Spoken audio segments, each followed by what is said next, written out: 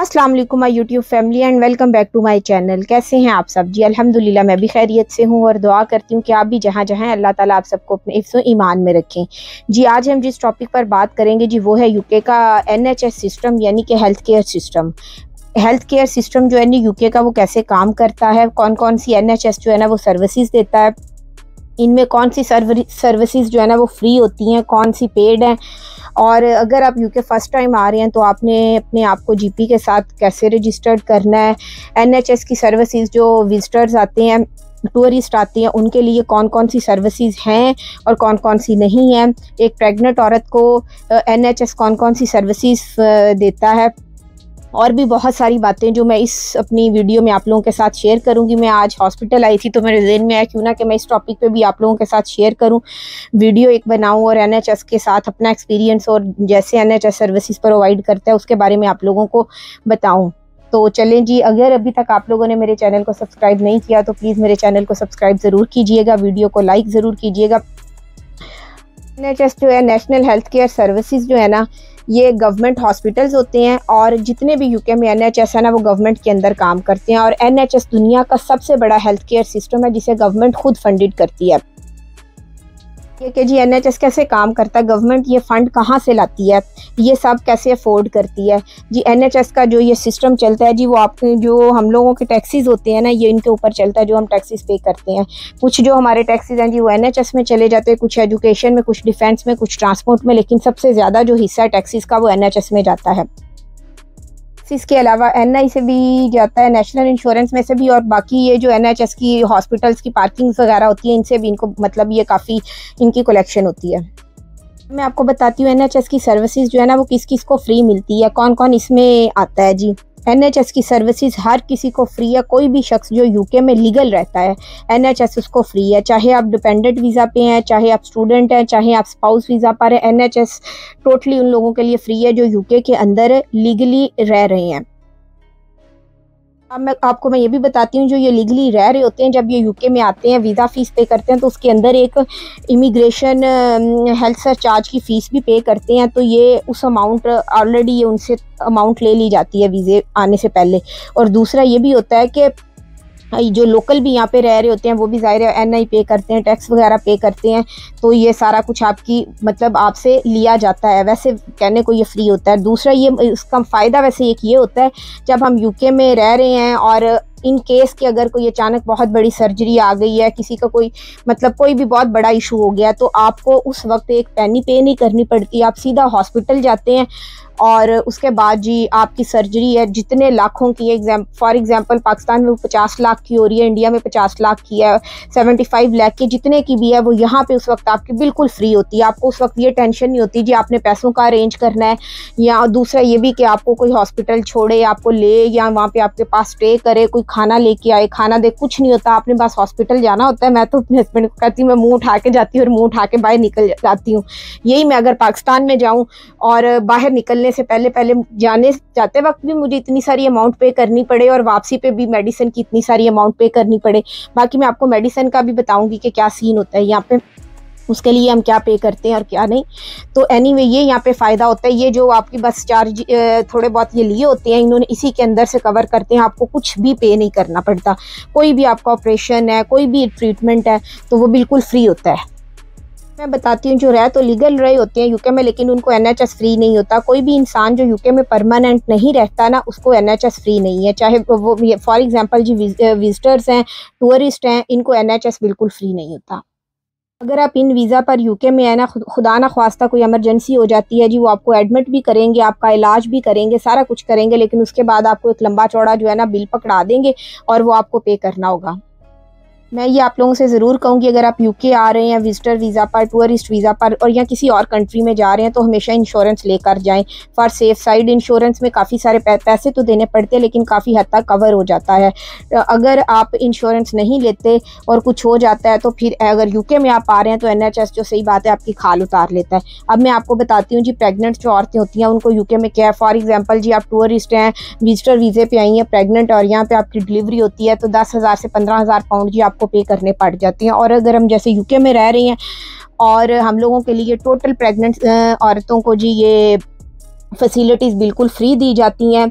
Even हम लोगों का जैसे ही पता चलता है प्रेग्नेंट है, हम जाते हैं हॉस्पिटल रिसेप्शन पे अपनी वो एंट्री करवाते हैं, तो हमें मतलब फ़ाइल में प्रॉपर डेटा वगैरह एंटर वो करने के बाद जी वो हम लोगों को कहते हैं जी आप एक मैटरनिटी एग्जाम्पशन सर्टिफिकेट अप्लाई कर दें। तो वो सर्टिफिकेट जो है जी वो मिडवाइफ भी देती है, और आपका जीपी जो आपके एरिया का होता है वो भी आपको वो फॉर्म देता है। वो फॉर्म आप घर ले आते हैं, लाके उस फॉर्म को फिल करके दोबारा अपने जीपी को वो वापस कर देते हैं। तो फिर विद इन 15 डेज़ जी मैटरनिटी एग्जाम्पशन सर्टिफिकेट आपके घर के एड्रेस के ऊपर डिलीवर हो जाता है। उसके बाद जब भी कोई भी चीज़ हमने मेडिसिन लेनी है, कुछ भी लेना है, तो हमने जाना है फार्मेसी के ऊपर, तो वो हमें बिल्कुल फ्री मिलनी है।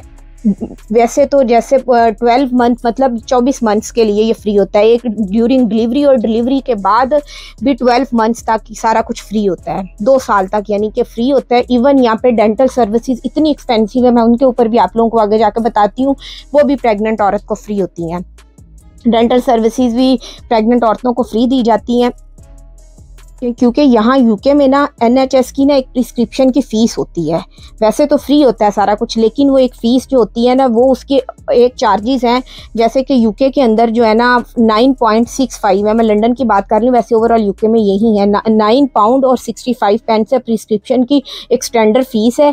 सब ने यही पे करनी होती है, और जब वो आपने पे करनी है, चाहे डॉक्टर ने आपको जो प्रिस्क्रिप्शन लिख के दी है ना हॉस्पिटल में या जीपी ने, चाहे वो 1 पाउंड की है चाहे वो 1000 पाउंड की है, आपने बस 9.65 पेंस ही पे करनी है, जो स्टैंडर्ड वो प्रिस्क्रिप्शन की फ़ीस है बस। उसके अलावा सारा कुछ फ्री होता है, बस ये एक चीज़ इतनी सी होता है, आपने ये पे करना होता है। और प्रेग्नेंट्स जो औरतें होती हैं उनके लिए ये प्रिस्क्रिप्शन ये भी सब कुछ फ्री होता है। मैं आपको यहाँ तक बताया कि यहाँ पे दांतों का डेंटिस्ट का इतना एक्सपेंसिव है, वो भी यहाँ पे फ्री होता है प्रेग्नेंट्स औरतों को, इवन 2 ईयर्स तक आफ्टर डिलीवरी भी। और दूसरा मैं आपको ये भी बता दूं कि ये जो डेंटल सर्विसेज होती है ना, वो मेन हॉस्पिटल जो होता है ना NHS वाला, वो प्रोवाइड नहीं करता। इनके अलग से डेंटल क्लिनिक्स होते हैं जी, जहाँ पर आपको रजिस्टर करवाना पड़ता है। और अगर आपका दांत वगैरह में कोई काम हो, कोई क्राउन वगैरह लगाना, वो सारा कुछ आपने खुद करना होता है। सिर्फ डेंटल सर्विसेज 2 लोगों को यूके में फ्री होती हैं, अंडर 18 जो बच्चे होते हैं उनको, और प्रेग्नेंट औरतों को जी आफ्टर डिलीवरी 12 मंथ्स तक। ये इन 2 लोगों को सर्विसेज फ्री होती है। बाकी सब ने डेंटल दांतों का जो काम करवाना है वो पे करना होता है। इसके पास भी हमें रजिस्टर होना पड़ता है अलग से, मैंने आपको बताया है। और जीपी के पास भी रजिस्टर होना पड़ता है, जहाँ से फिर आपका मेडिकल का प्रोसेस स्टार्ट होता है। जब आप यूके आते हैं, आपने कुछ करवाना हो, तो आपको सबसे पहले जी जीपी के पास रजिस्टर्ड होना है। जनरल फिजिशियन कहते हैं, जो आपके एरिया का, आपके पोस्ट कोड के करीब तरीन जो जीपी होता है ना, वहाँ पे आपको रजिस्टर करवाना होता है। चाहे आप ऑनलाइन रजिस्टर करवा लें, और जब आप गूगल पे जाके फाइंड आ जीपी या फाइंड आ डेंटल लिखेंगे, तो वहाँ आपको आ जाएगा आपके एरिया का। वहाँ पे आप देखें जो रजिस्ट्रेशन न्यू पेशेंट्स की कर रहे होते हैं, वहाँ आपने अपने आप को रजिस्टर करवाना है। और उसके बाद जाकर भी आप करवा सकते हैं और ऑनलाइन भी करवा सकते हैं, लेकिन अगर जाकर करवाएं तो वो ज़्यादा अच्छा होता है, जल्दी प्रोसेस हो जाता है।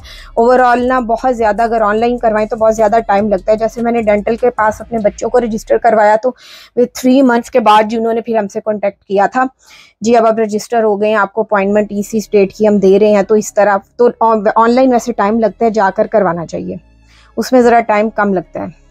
दूसरा ये कि अगर आपको कुछ आपने अपॉइंटमेंट लेनी है, तो आपने अर्ली मॉर्निंग अपना जो जीपी होता है उसका नंबर भी आप नेट से ले लें, जब आप जाते हैं वहाँ से, तो आपने जी अपने उसको जीपी को जो आपका होता है जहाँ पे आप रजिस्टर्ड होते हैं, कोई मसला हो गया तो आपने जी उन्हें कॉल करनी है।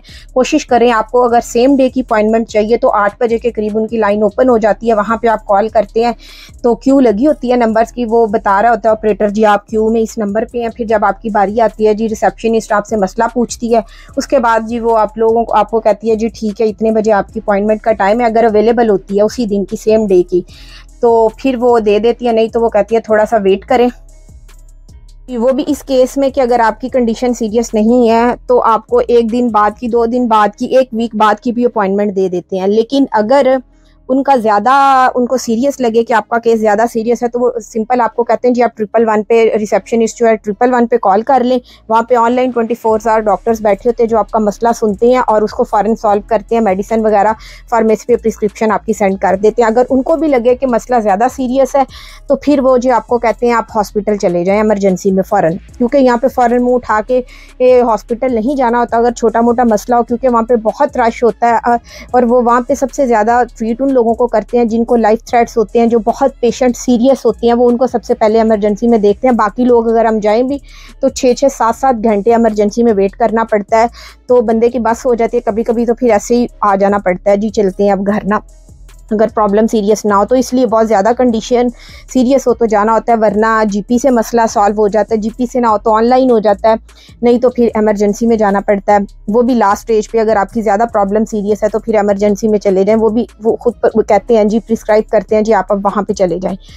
और अगर आपकी तबीयत ज़्यादा ख़राब है, आप घर में अकेले हैं, कोई आपके पास नहीं है, आपको ड्राइव करना नहीं आता, आप लोकल ट्रांसपोर्ट भी यूज़ करने की कंडीशन में नहीं है, तो फिर जी आपने सिंपल कॉल करनी होती है एम्बुलेंस को 999 पे, तो एम्बुलेंस आ जाती है। मेरे साथ ऐसा हुआ है, मैं कॉल करती हूँ एम्बुलेंस नीचे, 1-2 दफ़ा मेरे बच्चे बीमार थे तो वो आ जाते हैं, आके इवन ऊपर आपके घर के अंदर आ जाते हैं, प्रॉपर आके एक दफ़ा ऊपर चेक करते हैं, फिर नीचे एम्बुलेंस में ले जाते हैं अगर कंडीशन उन्हें लगे तो, फिर उसके बाद वो हॉस्पिटल ले जाते हैं। और हॉस्पिटल में भी सबसे पहले, जैसे जो भी जिन लोगों को वो पहले ट्रीट कर रहे होते हैं, उनकी कोशिश होती है आगे जाके वो आपको डॉक्टर के हाथ में छोड़ के आते हैं, जी आप इस पेशेंट को पहले देखें जो पहले वहाँ पे है, उनसे अगर सीरियस हो आपकी कंडीशन तो NH।